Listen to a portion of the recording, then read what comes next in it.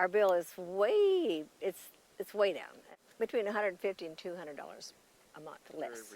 You save enough to pay, more than pay for the work. It doesn't make sense to me that anybody wouldn't do it.